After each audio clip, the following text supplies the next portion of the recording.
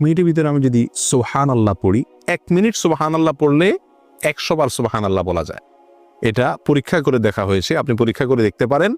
সুবহানাল্লাহ সুবহানাল্লাহ সুবহানাল্লাহ গুনে 100 বার সুবহানাল্লাহ পড়তে কতক্ষণ সময় লাগে? সর্বোচ্চ 1 মিনিট সময় লাগে। 1 মিনিট আপনি 100 বার সুবহানাল্লাহ পড়তে পারেন। আর 100 বার সুবহানাল্লাহ পড়লে কি হবে? সহিহ মুসলিম হাদিসে আসছে, নবী সাল্লাল্লাহু আলাইহি ওয়াসাল্লাম বলেছেন, কেউ যদি 100 বার সুবহানাল্লাহ পড়ে, আল্লাহ সুবহানাহু ওয়া তাআলা তাকে 1000 নেকি দান করেন। 1000টি বিনিময় আল্লাহ তাআলা তাকে কিয়ামতের ময়দানে দান করবেন 100 বার সুবহানাল্লাহ পড়লে।